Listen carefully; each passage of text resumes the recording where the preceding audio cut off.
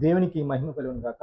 మరొక పర్యాయము దేవుని యొక్క ఉన్నతమైన మాటలు అందించడానికి ఈ సమయం ఇచ్చినటువంటి తండ్రి అయిన దేవునికి యేసుక్రీస్తు వారి ద్వారాగా పరిశుద్ధాత్మ యొక్క సహాయంతో నా హృదయపూర్వక కృతజ్ఞత స్థుతి చెల్లిస్తున్నాను.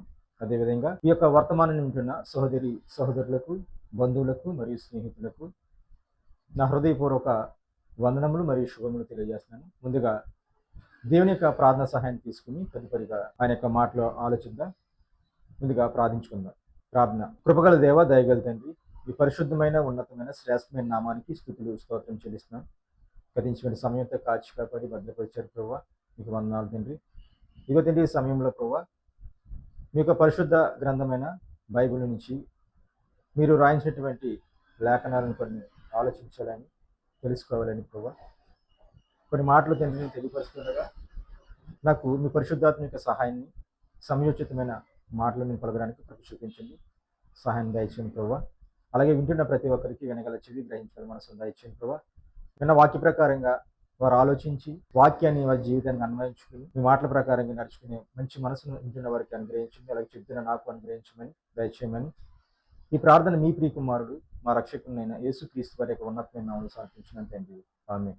ప్రియులారా, ఈరోజు మన ధ్యానాంశంగా అప్పగింపబడిన బోధ నిమిత్తము పోరాడము. అప్పగింపబడిన బోధ నిమిత్తము పోరాడము. ముందుగా ఈ యొక్క మాటను మనం ఎక్కడ చూడగలమంటే యోధా పత్రికలో మనం చూడగలం. ఈ యోధా గారి కోసం చిన్న పరిచయాన్ని మీకు తెలియజేయాలని నేను ఇష్టపడుతున్నాను. ఈ యోధా గారు యేసుక్రీస్తు వారి యొక్క సహోదరులో ఒకడుగా అని కొన్ని వ్యాఖ్యానాలు తెలియజేస్తున్నాయి. అంటే ఈ యోధా పత్రిక రాసినటువంటి ఆయన ఎవరంటే, యేసుక్రీస్తు వారు మరియ గారికి పుట్టిన తర్వాత, అంటే పరిశుద్ధాత్మ వలన యేసుక్రీస్తు వారు పుట్టారన్నది మనందరికీ తెలిసిన విషయమే. ఆ తర్వాత యోసేపు గారికి అలాగే మరియ గారికి పుట్టిన సంతానం కూడా ఉందని బైబిల్లో కొన్ని సందర్భాల్లో, ముఖ్యంగా సువార్తల్లో మనం చూస్తాం. వారిలో ఒక ఆయనే యోధా గారు. ఒకసారి ఆ విషయం మనం చూసినట్లయితే మత్తయి సువార్త 13వ అధ్యాయం 55వ వచనాన్ని చదువుతున్నాను. ఇతని వడ్లవాని కుమారుడు కాడా? ఇతని తల్లి పేరు మరియ కాదా? యాకోబు, యోసేపు, సీమోను, యోధా అనువారు ఇతని సోదరులు కారా? ఇతని సోదరిమణులందరూ మనతోనే ఉన్నారు కారా?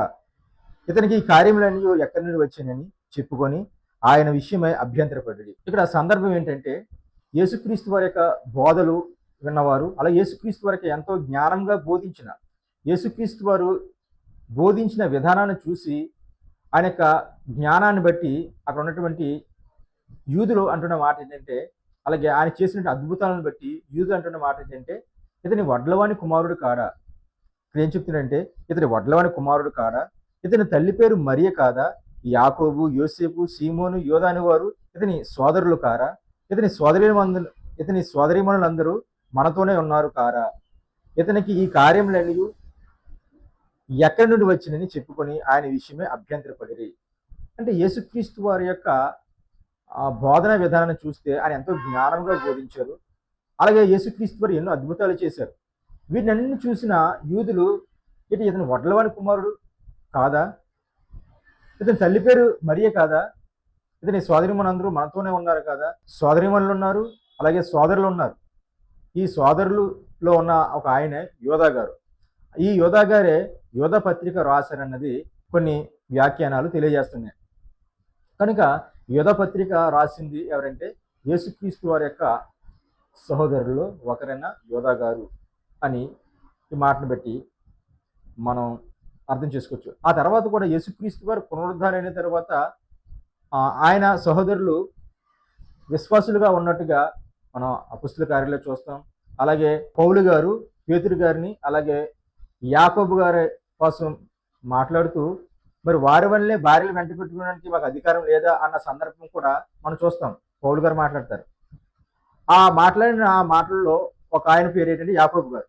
ఆ యాకోబు గారు కూడా యేసుక్రీస్తు వారి యొక్క సహోదరుల్లో ఒకరు. అంటే యేసుక్రీస్తు వారు బ్రతుకున్నప్పుడు, యేసుక్రీస్తు వారు జీవించినప్పుడు ఆయన సోదరులు ఆయన అంగీకరించలేదు. కానీ యేసుక్రీస్తు వారు చనిపోయి సమాధి చేయబడి మరణించిన తర్వాత ఆయన యొక్క బోధనలు వెంబడించినట్టుగా సంఘంలో చేర్చబడినట్లుగా మనం చూడగలం. అపొస్తలుల కార్యాల్లో చూస్తాం.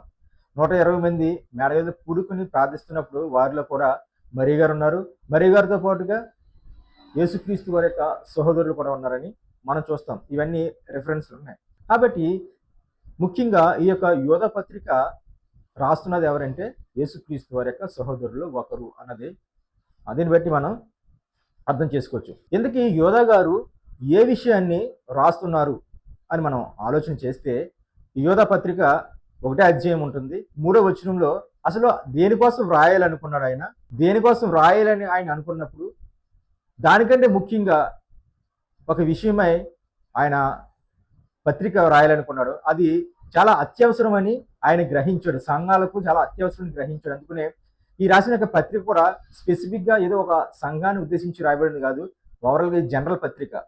ఇది ప్రతి ఒక్కరూ చదవలసిన అలాగే వినవలసిన పత్రిక కనుక తప్పనిసరిగా ఈ పత్రిక నాడు కానీ నేడు కానీ తప్పనిసరిగా మనం చదవాలి, ఆలోచించాలి. తద్వారా యోధా గారు ఏమైతే బోధ విషయంలో చెబుతున్నారన్నది మనం గ్రహించవచ్చు, ఆలోచించవచ్చు. తద్వారా మనం దేవుడి మాటలు ఏంటో తెలుసుకోవచ్చు. కనుక ముఖ్యంగా యోధా గారు ఏమని రాస్తున్నారో మనం చూసినట్లయితే 3వ వచనం మనం చూడగలం. ఒకసారి 3వ వచనం చూడండి. యోధా పత్రిక 3వ వచనం. ప్రియులారా, మనకందరికీ కలిగిన రక్షణ గురించి మీకు రాయవలనని విశేష ఆసక్తి గలవాడనే ప్రయత్నపరుచుండగా పరిశుద్ధులకు ఒక్కసారి అప్పగింపబడిన బోధ నిమిత్తము మీరు పోరాడవలనని మిమ్మల్ని వేడుకొనిచు మీకు రాయవలసి వచ్చెను.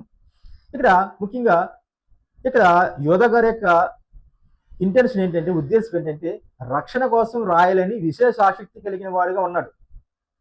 అలాగే రక్షణ కోసం పౌలు గారు కానీ పేతురు గారు కానీ ఆయా సందర్భాల్లో మనం చూస్తాం. వాళ్ళు రాసినటువంటి సందర్భాలు మనం చూస్తాం. అలాగే యోధా గారు కూడా రక్షణ కోసం రాయాలనుకున్నాడు. ఆ రాయాలనుకున్న ఎలా రాయాలనుకున్నంటే విశేష ఆసక్తి కలిగి, చాలా ఆసక్తిగా, విశేషమైన ఆసక్తి కలిగిన వాడుగా రక్షణ కోసం రాయాలనుకున్న యోధా గారు ఏం చేశారంటే, దానికంటే ముఖ్యంగా ఆయన సంఘానికి రాయాల్సిన పత్రిక, ఆయన సంఘానికి రాయాల్సినటువంటి ముఖ్య సందర్భం ఒకటి ఉంది. ఆ సందర్భాన్ని రాయడానికి పూనుకున్నాడు. ఏంటి ఎందుకు ఆ సందర్భం అంటే బోధ నిమిత్తం. ఇక్కడ యోధా గారు బోధ నిమిత్తం పోరాడాలి అన్నాడు. ఏంటి ఆ బోధ అంటే ఇక్కడ స్పష్టంగా ఏమనుందంటే పరిశుద్ధులకు ఒక్కసారి అప్పగింపబడిన బోధ నిమిత్తం మీరు పోరాడవాలనని మిమ్మల్ని వేడుకొనుచు వ్రాయవలసి వచ్చిందని చెప్తున్నాడు. వేడుకుంటున్నాడంట. ఈ పత్రిక రాస్తూ వేడుకుంటున్నాడు. ఎవరికంటే సంఘానికి రాస్తున్నాడు, లేదా సంఘాలకు, విశ్వాసులకు రాస్తున్నాడు. ముఖ్యంగా బోధ అన్నది ఎవరికంటే విశ్వాసులకు. ఆ విశ్వాసులకు రాస్తూ ఏం చెప్తున్నారంటే బోధ నిమిత్తం పోరాడాలని ఇక్కడ రాస్తున్నాడు. అంటే ఈ బోధ అన్నది ఏంటంటే ఒకేసారి అప్పగింపబడింది. పరిశుద్ధులు అంటే విశ్వాసులకు అప్పగింపబడినటువంటి బోధ ఉంది. అది ఒక్కసారి అప్పగింపబడింది. ఆ ఒక్కసారి అప్పగింపబడిన తర్వాత ఆ తర్వాత కాలంలో కానీ దాన్ని మార్పు చేర్పు చేయడానికి అసలు అవకాశమే లేదు. అందుకనే ఒక్కసారి అప్పగింపబడింది. ఆ ఒక్కసారి అప్పగింపబడిన బోధ విషయంలో ఎవరైనా తప్పిపోతే, ఆ బోధన ప్రకారంగా వారి యొక్క జీవితాలు లేకపోతే తప్పనిసరిగా ఆ బోధ విషయం మనం పోరాటం చేయాలి.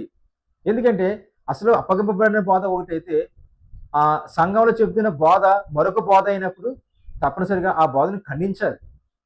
అదే ఇంటెన్షన్ ఇక్కడ యోధా గారిది. ఎందుకే ఒక్కసారి అప్పగింపబడిన బోధ ఏంటంటే అపోస్తుల యొక్క బోధ అండి. అపోస్తుల యొక్క బోధ ఏంటి? ఒకసారి మనం ఆ సందర్భాన్ని చూసినట్లయితే అపోస్తుల యొక్క బోధ ఏంటో ఒకసారి మనం చూద్దాం. అపోస్తుల కార్యములు 2వ అధ్యాయము 42వ వచనం. అపోస్తుల కార్యములు 2వ అధ్యాయము 42వ వచనాన్ని చదువుతున్నాను. వీరు అపోస్తుల బోధ యందును సహవాసమందును రొట్టె విరుచుటి యందును ప్రార్థన చేయుటి యందును ఎడతెగక ఉండిరి. మరలా చదువుతున్నాను. అపోస్తుల కార్యములు 2వ అధ్యాయం 42వ వచనం. వీరు అపోస్తుల బోధ యందును సహవాసమందును రొట్టె విరుచుటి యందును ప్రార్థన చేయుటి యందును ఎడతెగక ఉండిరి. అంటే ఇక్కడ సందర్భం ఏంటంటే అపోస్తులైన పేతురు గారు యేసుక్రీస్తు వారు మరణించి సమాధి చేయబడి తిరిగి పరలోకానికి వెళ్ళిన తర్వాత ఒక గొప్ప ప్రసంగాన్ని పేతురు గారు చేస్తున్నారు.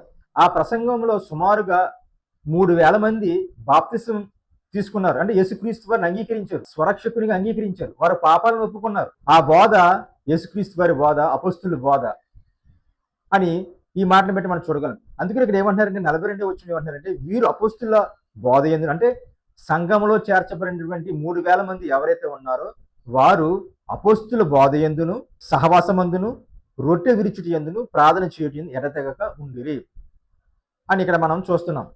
అంటే ఇంతకీ అపోస్తుల బోధలో ఏముంది, ఏం చేశారు అపోస్తుల బోధ అని మనం కొన్ని మాటలు ఆలోచించగలిగితే, యేసుక్రీస్తు వారు మెస్సియా, యేసుక్రీస్తు వారు ప్రభువు అని బోధించారు. ఆ యేసుక్రీస్తు వారు దేవుని కుమారుడు అని బోధించారు.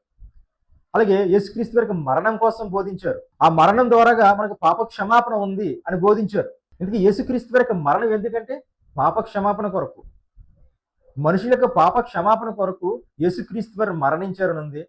అలాగే యేసుక్రీస్తు వారు సమాధి చేయబడి తిరిగి మూడో దినాన్ని లేచారని అపోస్తుల బోధలో ప్రాముఖ్యమైన సందర్భంగా మనం చూడొచ్చు. అందుకనే 1 కొరింథీ 15:3 సువార్త అంటే ఏంటి అన్నది మనం అక్కడ చూడగలం. కొరింథీయులకు రాసిన మొదటి పత్రిక 15:3 చదువుతున్నాను. నాకు ఇయ్యబడిన ఉపదేశము మొదట మీకు అప్పగించి తిని, అదేమనగా లేఖనముల ప్రకారము క్రీస్తు మన పాపముల నిమిత్తము మృతి పొందెను, సమాధి చేయబడెను, లేఖనముల ప్రకారము మూడో దినమున లేపబడెను. ఇది మనకు అర్థం అవడానికి మొదటి నుంచి 15 చదువుతున్నాను సందర్భం అర్థం అవడానికి. మరియు సహోదరులారా, నేను మీకు ప్రకటించిన సువార్తను మీకు తెలియపరుచున్నాను, మీరు దాన్ని అంగీకరించి దాని యందే నిలిచి ఉన్నారు అంటున్నాడు. అంటే నేను ప్రకటించిన సువార్తను మీకు తెలియపరుస్తున్నాను. ఎందుకంటే ఆ సువార్త ఏంటంటే ఎందుకంటే ఆ సువార్తలో ఏముందంటే మీకు రక్షణ ఉంది అని ఇక్కడ పౌలు గారు చెప్తున్నారు. 2వ వచనం చివరి భాగంలో ఆ సువార్త వల్లనే మీరు రక్షణ పొందువారు ఇందురు అని చెబుతూ 3వ వచనంలో నాకు ఇయ్యబడిన ఉపదేశమును మొదట మీకు అప్పగించి తిని, అదేమనగా ఏంటి ఉపదేశము, ఏంటి ఆ ఉపదేశం అంటే లేఖనముల ప్రకారం క్రీస్తు మన పాపం నిమిత్తము మృతి పొందెను, సమాధి చేయబడెను, అలాగే లేఖనముల ప్రకారము మూడో దినమున లేపబడెను. సువార్త అంటే ఏంటంటే యేసుక్రీస్తు వారు మరణ సమాధి పునరుద్ధానాలే సువార్త.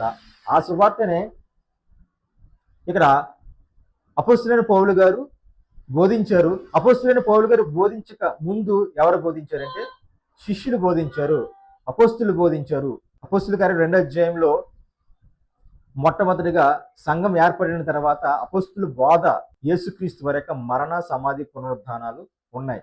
అంటే ఆయన యొక్క మరణాన్ని, ఆయన యొక్క సమాధి, అలాగే ఆయన పునరుద్ధానాన్ని ఆనాడు అపోస్తలులు అంటే పేతురు గారు, యోహాను గారు ప్రకటించారు. తర్వాత కూడా పేతురు గారు, యోహాను గారు కూడా యేసుక్రీస్తు వారి యొక్క మరణ సమాధి పునరుద్ధానాన్ని ప్రకటించారు. ఇంకా మనం ఆలోచన చేస్తే రక్షణ అనేది ఎలా వస్తుందంటే యేసుక్రీస్తు అనేది విశ్వాసం ఉంచడం ద్వారా రక్షణ వస్తుంది. ఎప్పుడైతే యేసుక్రీస్తు అనేది విశ్వాసం ఉంచామో మనలో ఒక పశ్చాత్తాపం కలుగుతుంది. ఆయన మన పాపాల కోసం, నా పాపాల కోసం ఆయన బలి ఇవ్వారు, నా పాపాల కోసం ఆయన శిలువ మరణం పొందారని ఆ మరణాన్ని ఎప్పుడైతే మనం జ్ఞాపకం చేసుకున్నామో అప్పుడు ఏమొస్తుందంటే మనుషులు పశ్చాత్తాపం అంటూ వస్తుంది.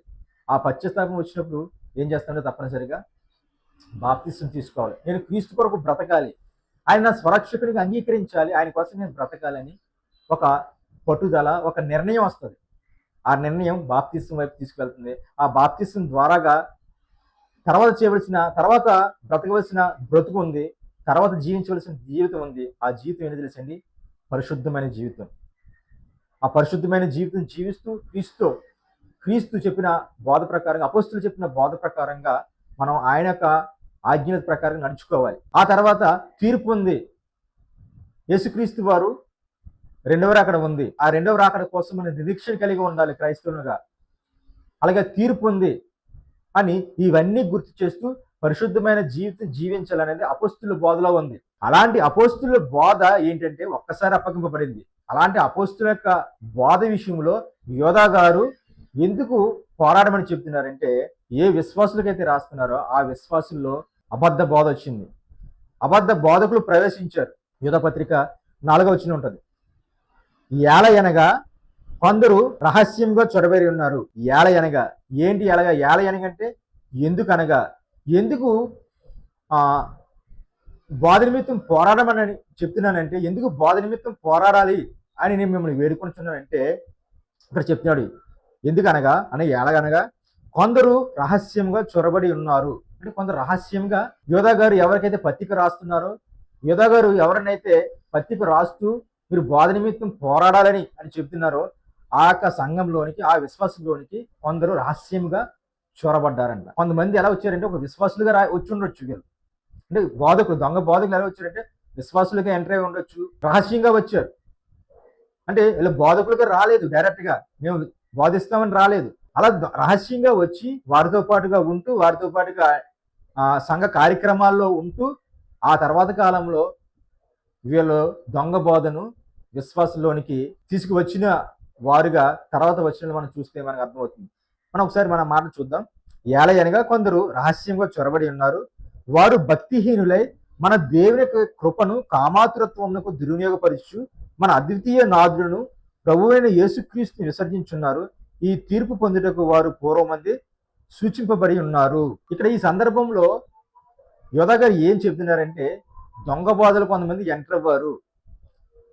ఎంటర్ అవ్వి వారు బోధించిన బోధన విధానం ఎలా ఉందంటే, ఎలా అనగా కొందరు మన దేవుని కృపను కామాతురత్వమునకు దుర్వినియోగపరచుచు.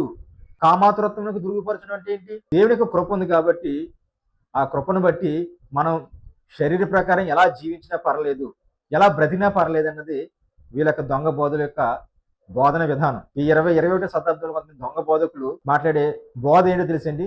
హైపర్ గ్రేస్ అనే ఒక బోధ ఉందండి. ఈ హైపర్ గ్రేస్ అనే బోధ ఏంటంటే, యేసుక్రీస్తు వారిని మన స్వరక్షణ అంగీకరించాం కదా, అంగీకరించిన తర్వాత మన పాపాలు క్షమింపబడ్డాయి, క్షమింపబడి మన పాపాలను ఇక ప్రతిసారి ఒప్పుకోవాల్సిన పని లేదు, మనం ఎలా జీవించినా పర్లేదు. ఎందుకంటే శిక్ష శరీరానికి కాదు, ఆత్మకు. కాబట్టి మన శరీరంతో ఎలా బ్రతికినా పర్లేదని కొంతమంది దొంగ బోధకులు మన 2 తెలుగు రాష్ట్రాల్లో బోధించే బోధకులు ఎక్కువైపోయారండి. అంటే ఆయన కృప ఉంది కాబట్టి మనం ఎలా బ్రతికినా పర్లేదు, ఆయన కృప మనల్ని క్షమించేస్తుంది అన్నారు. అది చాలా రాంగ్ అండి. అందుకనే పౌలు గారు రోమపత్రికలు అంటారు, కృప విస్తరించవాలని పాపం నిలిచిందమా? అట్లా రాదు. కృప విస్తరించాలని పాపలో ఉంటామా? అంటే ఆయన కృప ఉంది కాబట్టి మనం ఎలా జీవించేసినా పర్లేదు, ఎలా బ్రతికినా పర్లేదు అంటే బైబిల్ అసలు ఒప్పుకోదు. దేవునిలోనికి వచ్చిన వారు, క్రీస్తులోనికి వచ్చిన వారు తప్పనిసరిగా పరిశుద్ధమైన జీవితాన్ని జీవించాలి. అలా జీవిస్తేనే పరలోకం, అలా జీవిస్తేనే మన దేవుడు మనల్ని అంగీకరిస్తాడు. అంతేగాని ప్రతిసారికి మనం తప్పు చేసేసి పాపం చేసి దేవుడు క్షమిస్తాలే అనుకోవడం చాలా పొరపాటు. అది వాక్యానుసారమైంది కాదు.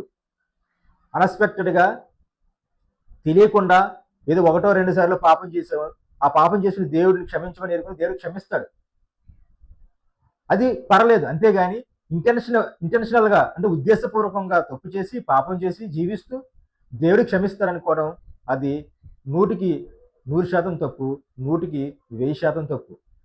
కాబట్టి బైబిల్ని చాలా జాగ్రత్తగా మనం ఫాలో అవ్వాలి, చాలా జాగ్రత్తగా అర్థం చేసుకోవాలి, చాలా జాగ్రత్తగా మనం పరిశీలించాలి. ఈ హైపర్ గ్రేస్ అనే బోధ ఈ తెలుగు 2 రాష్ట్రాలు తిరుగుతూ ఉంది. మనం చాలా జాగ్రత్తగా గుర్తించాలి వారిని. ఒకే మాట, ఒకే విషయం మీకు చెప్తాను. ఏంటంటే, దేవుళ్ళలోనికి వచ్చిన మనం, అంటే యేసుక్రీస్తులోనికి వచ్చిన మనం మన యొక్క సాక్ష్యాన్ని కాపాడుకోవాలి, మన యొక్క ఆత్మీయ జీవితాన్ని కాపాడుకోవాలి, మన యొక్క పవిత్రమైన జీవితాన్ని కాపాడుకుంటూ ముందుకు వెళ్ళాలి. అంతే తప్ప ఇష్టం వచ్చిన బ్రతకడానికి కదా, ఆయన కృప ఉంది కదా, ఆయన కనికరిస్తారు కదా, ఆయన దయామయుడు కదా, ఆయన కరుణమయుడు కదా, మనం ఎలా బ్రతికేసినా ఆయన ప్రార్థన చేస్తే ఆయన క్షమిస్తాడు అనుకోవడం వాక్య విరుద్ధం. ఆయన క్షమించడు. కనుక తప్పనిసరిగా వాక్యం ఏమి చెబుతుంది అని మనం ఆలోచన చేయాలి ప్రియులారా. ఇంకా మనం కొన్ని మాటలు మనం ఆలోచన చేస్తే, ఇంకా వీళ్ళు ఎలాగున్నారు, ఇంకా వీళ్ళు ఎలాంటి బోధన వాళ్ళు ఆనాడు సంఘాల్లోని ఇంజెక్ట్ చేశారు అంటే, వారు భక్తిహీనులు. ఎవరు వారంటే భక్తిహీనులే మన దేవుని కృపను కామాతురతనకు దుర్వినియోగపరచు మన అద్వితీయ నాథులను ప్రభువైన యేసుక్రీస్తుని విసర్జించున్నారు. అంటే యేసుక్రీస్తు వారే విసర్జించేస్తున్నారు. అంటే ఆయన మనల్ని ప్రభువు, ఆయన మనకు అద్వితీయ ప్రభువు, ఆయన అంటే మనల్ని ఏలేవాడు, మన రాజు యేసుక్రీస్తు వారు. అలాంటి రాజు కింద మనం ఆయన యొక్క పరిపాలనలో మనం ఉండాలి. కానీ వీళ్ళు బోధించే బోధ ఏంటంటే విసర్జిస్తున్నారంట. అదే ఇక్కడ చెప్తున్నారు యోధా గారు. ఏంటంటే, మన అద్వితీయ నాథులను ప్రభువునైన యేసుక్రీస్తుని విసర్జించున్నారు. యేసుక్రీస్తుని విసర్జించేస్తున్నారు. ఇంకేమంటే, ఈ తీర్పు పొందుటకు వారు పూర్వమంది సూచింపబడి ఉన్నారు. కాబట్టి దేవుని యొక్క కృపను కామాతురతను, అంటే ఎలా పాపలో జీవించినా పర్లేదు, దేవుని యొక్క కృప ఉంది, ఆయన కృప మనం క్షమించేస్తుంది అన్నది ఒక బోధ. అలాగే యేసుక్రీస్తు వారు మన అద్వితీయ ప్రభువు, ఆయన ప్రభువు అంటే రాజు, ఆయన పరిపాలన కింద మనం ఉండాలి, ఆయన పరిపాలనలో మనం ఉండాలి. అలాగుంటేనే మనకి మేలు, మనకి రక్షణ. కానీ ఆయన కూడా ఏం చేస్తున్నారంటే విసర్జిస్తున్నారు, తృణీకరిస్తున్నారని ఇక్కడ యోధగా చెప్పిన. అందుకే ఎందుకు ఈ బోధ నిమిత్తం పోరాడమన్నారంటే, ఆనాడు యోధా గారు ఎందుకు ఈ పత్రిక రాశారంటే అప్పగింపబడిన బోధ ఒకటైతే వీళ్ళలో విశ్వాసులైన ఈ వీళ్ళకి చొరబడి కొంతమంది అబద్ధ బోధకులు అబద్ధ బోధను బోధిస్తూ ఏం పర్వాలేదు, దేనికి కృప ఉంది, ఆ కృప ద్వారా మనం క్షమింపడతామని బోధలు చేస్తున్నారు. ఇంకా వీళ్ళు ఎలాంటి వారో ఈ బోధల కోసం చెబుతూ కొంతమంది జీవితాల కోసం ఇక్కడ యోధా గారు రాస్తున్నారు. ఒకసారి ఆ మాటను కూడా చూసి మనం ముగించుకుందాం. యోధా పత్రిక 8వ వచనంలో మనం చూసినట్లయితే కొంతమంది ఆల్రెడీ బైబిల్లో కొన్ని సందర్భాల్లో తప్పు చేశారు, పాపం చేశారు, ధనం కోసం అమ్ముడుపోయారు అని కొంతమంది కోసం ఇక్కడ చెప్తున్నారు. అటువలని వీరును కలలు కొనుచు, అంటే వీరుని అంటే దొంగ బోధకులు పై చెప్పబడుతున్నారు కదా, కొందరు రహస్యంగా చొరబడి ఉన్నారు కదా, వాళ్ళ కోసం చెప్తూ అటువలని వీరులు కలలు కొనుచు శరీరమును అపవిత్రపరుచుకొనుచు ప్రభుత్వం నిరాకరించు మహాత్ములను దూషించు ఉన్నారు. అలాగే 16వ వచనం, వారు తమ దురాశల చొప్పున నడుచుకొనుచు లాభం నిమిత్తం మనుషులను కొనియాడుచు సొనుగువారును తమ గతిని గూర్చి నిందించు వారిని ఉన్నారు, వారి నోరు డమ్మమైన మాటలు పలుకును అని చెప్పుకొస్తున్నారండి. వీళ్ళ యొక్క మనసు, వీళ్ళ యొక్క ఉద్దేశాలు ఎలాగ ఉన్నాయి, వీళ్ళ యొక్క ఆలోచనలు ఎలాగ ఉన్నాయి అని యోధా గారు దొంగ బోధకుల విషయంలో చెబుతున్నారు, పత్రిక రాస్తున్నారు. ఇంకా మనం చూసినట్లయితే వీళ్ళు ఎలాగ ఉన్నారంటే 10వ వచనంలో, వీరైతే తాము గ్రహింపని విషయం గూర్చి దూషించువారే వివేక శూన్యములకు మృగములే వేటిని స్వాభావికముగా ఎరుగుదురో వాటి వలన తమ్మును తాము నాశనం చేసుకుంటున్నారు. అయ్యో వారికి శ్రమ, వారు కయ్యూరు నడిచిన మార్గం నడిచిరి. అంటే వీళ్ళు ఎలాగున్నారన్నది ఆల్రెడీ కొంతమంది తప్పిపోయిన వారు, అంటే దేవుల్లో లేని వారి కోసం కొంతమంది కోసం చెప్తున్నారు అనమాట. ఎలా తప్పిపోయారో, లేకపోతే ఆల్రెడీ కొంతమంది జీవితాలు ఎలా ఉన్నాయో, దేవుడికి విరుద్ధంగా కొంతమంది ఎలా జీవించారో అన్నది ఇక్కడ చెప్తున్నారు. 10వ వచనం, వీరైతే తాము గ్రహింపని విషయములను గురించి దూషించేవారే వివేక శూన్యములకు మృగములే వేటిని స్వాభావికంగా ఎరుగుదురో వాటిని వలన తమ్మును తాము నాశనం చేసుకొనిచున్నారు. అయ్యో వారికి శ్రమ. 11వ వచనం, వారు కయ్యూరు నడిచిన మార్గం నడిచిరి బహుమానం పొందవలని బిలాము నడిచిన తప్పు త్రోవలో ఆతురంగా పరిగెత్తిరి. అంటే ఇక్కడ కయ్యూరుని గుర్తు చేస్తున్నారు, అలాగే బిలామును గుర్తు చేస్తున్నారు. కయ్యూరు నడిచిన మార్గం నడిచిరి, అలాగే బహుమానం పొందాలని ఎవరు అనుకున్నారంటే బిలాము. అంటే బహుమానం కోసం ఇశ్రాయేలు శపించమని బాలాకు అనే రాజు బిలామును వారు శపించమని ప్రార్థించమని కోరినప్పుడు ధనం కోసం బహుమానం కోసం వారు శపించాలనుకున్నారు. కానీ వారు శపించలేదు. శపించాలనుకున్నాడు, కానీ ఆ నోటి నుంచి ఇశ్రాయేలుకు ఆశీర్వాదం వచ్చింది తప్ప శపించలేకపోయాడు బిలాము. అదే చెప్తున్నాడు ఇక్కడ. బహుమానం పొందవలనని బిలాము నడిచిన తప్పు త్రోవలో ఆతురంగా పరిగెత్తిరి కోరహు చేసినట్లు తిరస్కారం చేసి నశించింది. అంటే కోరహు కోసం తెలుసు కదండి, మోషే అహరోనుల మీద తిరగబడ్డారు. మీరైనా ప్రవర్తలు, మేము కూడా యాజకులు, మేము కూడా దేవుని పరిచర్యలో పాలుపంపులు ఆల్రెడీ పరిచయలో ఉన్నారు. కోరహు ఆల్రెడీ పరిచర్యలో ఉన్నారు, కానీ ప్రధానత్వం కోరుకున్నారు.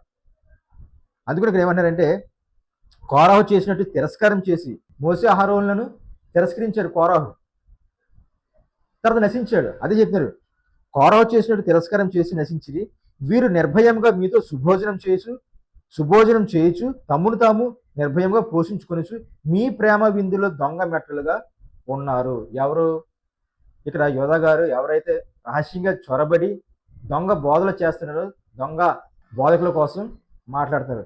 మీ ప్రేమ విందులలో మెట్టలుగా ఉన్నారు. ప్రేమ విందులు కూడా చేస్తున్నారు. నిజంగా ప్రేమ విందు అంటే ఇక్కడ భోజనమే అండి.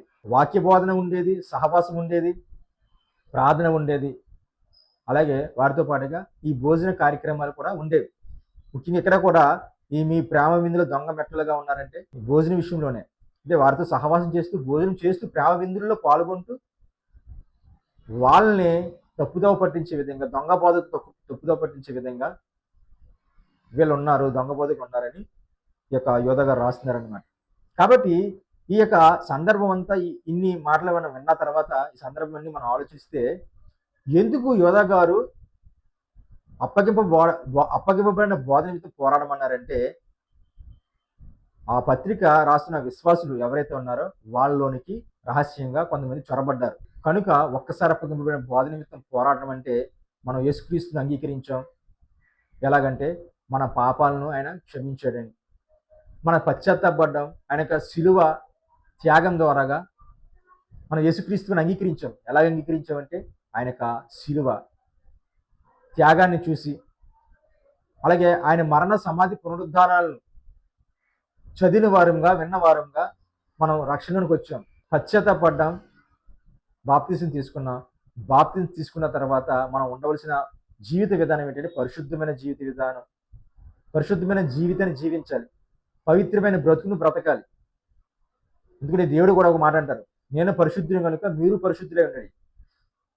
ఒక విషయాన్ని మీరు మైండ్లో ఫిక్స్ చేసుకోవాలి, ఏంటంటే దేవుని పట్ల భక్తి జీవితం ఏదైతే ఉందో, విశ్వాసులుగా ఉన్న మనం అంతా కూడా పవిత్రమైన జీవితాన్ని జీవిస్తూ ఉండాలి.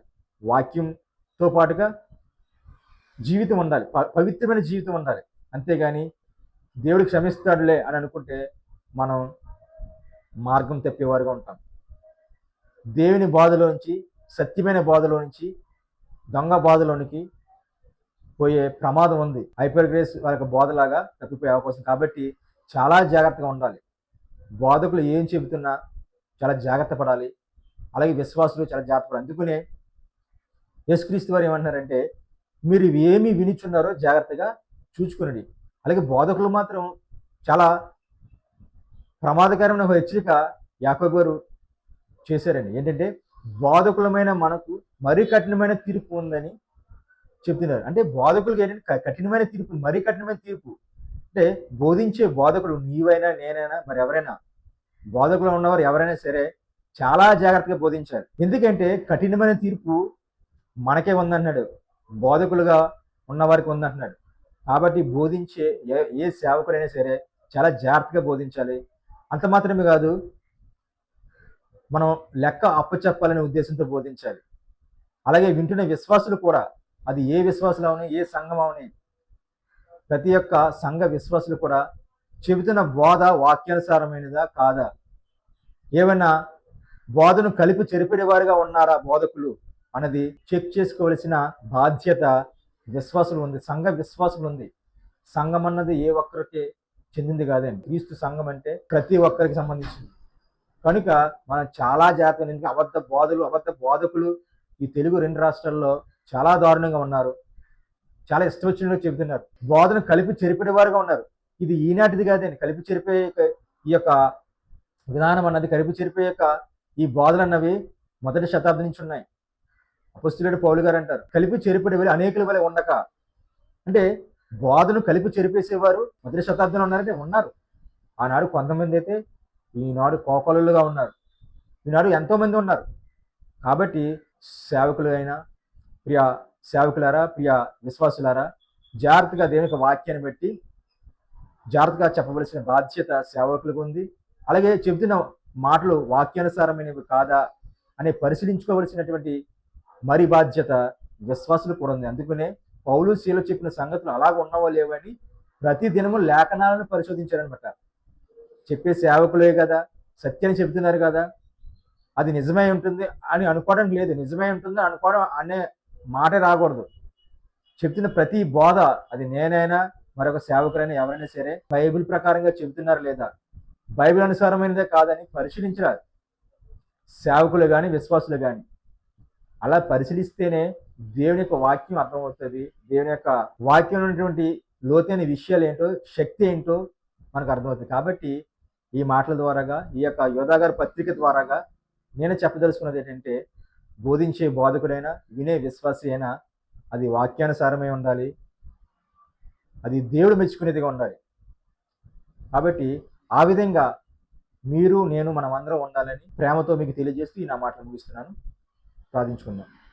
కృపగల దేవ, దయగల తండ్రి, యోధా గారి ప్రభువా, అప్పగింపబడిన బోధ నిమిత్తం పోరాడాలని ఆయన యొక్క పత్రికలో తండ్రి తెలియజేశారు ప్రభువా. ఎందుకు పోరాడమంటున్నాడంటే, అపోస్తుల బోధ యందు, సహవాసమందు, రొట్టె విరుచుట యందు, అదేవిధంగా ప్రార్థించుట ఎందు ఎడతెగక ఉన్నారని మీ వాక్యం సెలవిస్తుంది ప్రభువా. ఆ యొక్క బోధలో ప్రభువా తండ్రి, మీ కుమారుని గురించి యొక్క మరణ సమాధి పునరుద్ధానాలు ఉన్నాయని వాక్యం ఎంతో తండ్రి తేటగా చెప్తుంది ప్రభువా. కనుక అపోస్తుల బోధలో నిలకడగా ఉండాలని, అపోస్తులు బోధించినటువంటి బోధలో యేసుక్రీస్తు వారి యొక్క శిలువ త్యాగం, ఆయన మరణం, ఆయన సమాధి, అలాగే పరిశుద్ధమైన జీవితం, పవిత్రమైన బ్రతుకు ఉండి జీవించాలన్నదే వాక్యానుసారం. కాబట్టి వాక్యం యొక్క సారం, కాబట్టి ఆ సారాన్ని ప్రతి ఒక్కరూ ఎరిగి గుర్తించి ఆ విధంగా నడుచుకుని జీవించే వారికి మంచి మనసును ప్రతి ఒక్కరికి అనుగ్రహించిన ప్రభా. తండ్రి, ఆనాడు దొంగ బోధకులు ఎలాగైతే సంఘాలకు ప్రవేశించి అప్పగింపబడిన బోధను చెరిపివేయాలని, కొందరు విశ్వాసులను వారి యొక్క విశ్వాసం తప్పించాలని దొంగ బోధకులు వారి ఆలోచనతో ఉండగా, వారు ఎలాంటి వారో యోధా గారు తండ్రి రాశారు ప్రభా. వారు దొంగ మెట్టలుగా ఉన్నారని, ఒక కయ్యూన్ లాంటి వారు, కోరాహు లాంటి వారు, అలాగే బిలాము లాంటి వారు ఉన్నారని, వారి జీవితాలు మీకు విరుద్ధంగా ఉన్నాయి కాబట్టి వారి కోసం మళ్ళీ తండ్రి యోధా గారు వ్రాస్తున్నారంటే నిజంగా ఈరోజు బోధకుల విషయంలో కూడా చాలా జాగ్రత్తగా ఉండాలి. ఎంచేతనంటే ఒకసారి మిమ్మల్ని నమ్మిన తర్వాత, క్రీస్తుని అంగీకరించిన తర్వాత ఎలా బ్రతికేసినా పర్లేదు, శిక్ష ఆత్మకు శరీరాన్ని కాదని వారు తండ్రి మీ వాక్యాన్ని అపార్థం చేసుకుంటున్న వారు చాలామంది తండ్రి మా చుట్టూ ఉన్నారు ప్రభా. కనుక వారిని మేము గుర్తించి జాగ్రత్తగా వారి నుంచి తండ్రి మేము వేరే అవసరమైతే వారికి మీ మాటలు చెప్పి ఆలోచింప చేసే విధంగా మాకు తగిన జ్ఞానాన్ని వివేకాన్ని అనుగ్రహించండి ప్రభా. అలాగే ఎంతవరకు చెప్పిన మాటలో పొరపాటు ఏమని చెప్పుకుంటే దయచేసి నాకు క్షమించండి. అలాగే విన్నవారు తప్పనిసరిగా ఈ మాటను అర్థం చేసుకోవడానికి మంచి మనసుతో అర్థం చేసుకుని ఆలోచించి వారి జీవితానికి వాక్యాన్ని అన్వయించుకుని దాని ప్రకారంగా బ్రతికి పరిశుద్ధమైన పవిత్రమైన జీవితాన్ని జీవించి మీ చెంతకు వచ్చేవారుగా వాళ్ళని బలపరిచి స్థిరపరచండి ప్రభా. అలాగే విన్న వారిలో తండ్రి ఎవరికైనా శరీర బలహీనత ఉన్నాయి తండ్రి, వారి యొక్క బలహీన విడిపించండి, స్వస్థపరచండి, ప్రభు చూపించమని. అలాగే మరింత మీ మాటలు తండ్రి తెలుసుకుని అర్థం చేసుకుని గ్రహించి ప్రభావ వాటి ప్రకారంగా నేను జీవిస్తూ కొంతమంది మీ మాటలు చెప్పే విధంగా నన్ను బలపరిచి అర్హమైన పాత్రగా నన్ను వాడుకోమని, ఉపయోగించుకోమని ఈ ప్రార్థన మీ ప్రియకుమారుడు మా రక్షకుడు యేసుక్రీస్తు వారి యొక్క ఉన్నతమైన నామములో సమర్పించుచున్నాను తండ్రి. ఆమేన్.